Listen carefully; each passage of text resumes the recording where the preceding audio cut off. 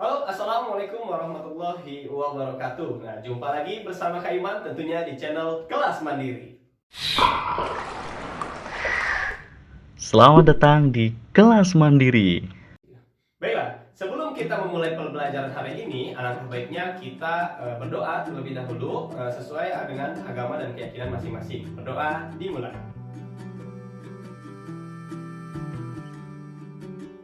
Berdoa selesai. Nah, pada pertemuan kali ini kita akan masuk di pembelajaran tema 7, subtema 2, pembelajaran yang pertama.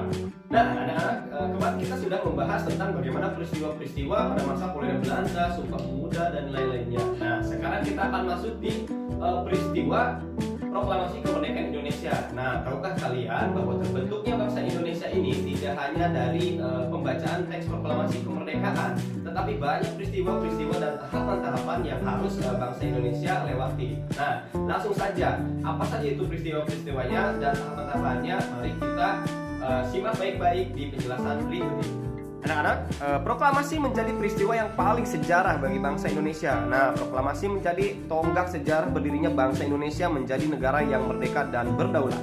Proklamasi menjadikan bangsa Indonesia terlepas dari penjajahan. Proklamasi juga menjadi awal bangsa Indonesia untuk menentukan nasibnya sendiri. Nah, pada akhir bulan Juli 1945, Jepang menyetujui pemberian kemerdekaan kepada Indonesia pada tanggal 7 September 1945. Namun, pada tanggal 6 dan 9 Agustus 1945, bom atom dijatuhkan sekutu di kota Hiroshima dan Nagasaki. Nah, peristiwa itu mendorong diubahnya tanggal pemberian kemerdekaan Indonesia menjadi 24 Agustus 1945. Artinya lebih maju ya dan lebih cepat. Nah, kemudian pada tanggal 15 Agustus 1945, Jepang menyerah tanpa syarat kepada sekutu. Akibatnya terjadi kekosongan kekuasaan di Indonesia. Kesempatan inilah yang kemudian dimanfaatkan oleh bangsa Indonesia untuk memproklamasikan kemerdekaan. Nah, langsung saja masuk di peristiwa pembacaan teks proklamasi. Pembacaan teks proklamasi kemerdekaan dilaksanakan pada hari Jumat tanggal 17 Agustus 1945.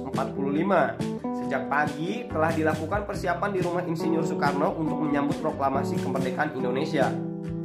Banyak tokoh pergerakan nasional peserta rakyat berkumpul di tempat itu. Nah, mereka ingin menyaksikan pembacaan teks proklamasi kemerdekaan Indonesia. Nah, sesuai kesepakatan yang diambil di rumah Laksamana Maeda, para tokoh Indonesia menjelang pukul 10.30 waktu Jawa zaman Jepang atau pukul 10 waktu Indonesia Barat telah berdatangan ke rumah Insinyur Soekarno. Nah, mereka hadir untuk menjadi saksi pembacaan teks proklamasi kemerdekaan Indonesia.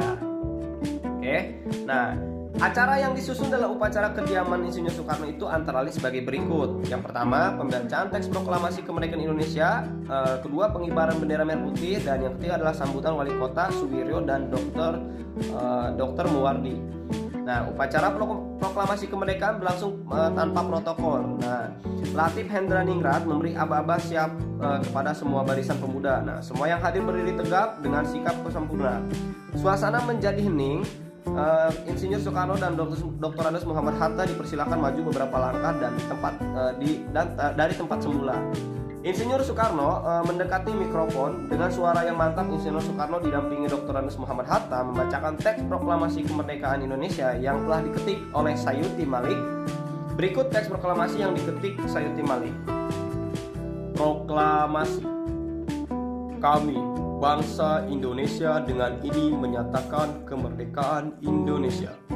Hal-hal yang mengenai pemindahan kekuasaan dan lain-lain diselenggarakan dengan cara seksama dan dalam tempo yang sesingkat-singkatnya. Jakarta, 17 Agustus 1945. Atas nama bangsa Indonesia, Soekarno-Hatta. Nah, adik-adik, tadi kalian sudah mengetahui pembacaan teks proklamasi kemerdekaan itu dibacakan pada pukul 10 pagi waktu Indonesia Barat. Nah, bagaimana cuaca dan panas yang kalian rasakan pada saat waktu yang sama, yaitu di pukul 10 waktu Indonesia Barat tadi? Jika intensitas matahari tinggi, maka cuaca atau suhunya akan panas. Nah, jika intensitas matahari rendah, maka suhunya akan dingin atau rendah. Nah, kita akan masuk di pembahasan yaitu kalau mengubah suhu benda. Kalor didefinisikan sebagai energi panas yang dimiliki oleh benda. Secara umum, mengetahui adanya kalor yang dimiliki oleh benda dapat dilakukan dengan cara mengukur suhu benda tersebut. Jika suhu benda tinggi, kalor yang dikandung oleh benda juga besar. Sebaliknya, jika suhu benda rendah, kalor yang dikandungnya oleh benda juga kecil. Kalor yang dimiliki oleh suatu benda bisa berubah-ubah, bisa naik, bisa juga turun. Karena kalor dapat berpindah dari suhu tinggi menuju suhu rendah. Contoh, bahwa kalor dapat mengubah suhu benda yaitu air panas memiliki suhu tinggi. Nah, air dingin memiliki suhu rendah. Apabila kedua air dicampur, campuran itu akan menghasilkan suhu baru, yaitu suhu rendah akan meningkat karena menerima panas yang bersuhu tinggi. Nah, contohnya itu ketika air panas dan air dingin, dia akan menjadi air hangat. Demikianlah pembelajaran hari ini, kurang dan lebihnya mohon maaf, dan jangan lupa untuk mengajak teman-temannya dan keluarganya untuk bergabung di channel Kelas Mandiri. Dan jangan lupa juga Kak Iman mengingatkan untuk selalu mematuhi protokol kesehatan, rajin mencuci tangan, mengenakan masker ketika keluar rumah, dan juga jaga jarak.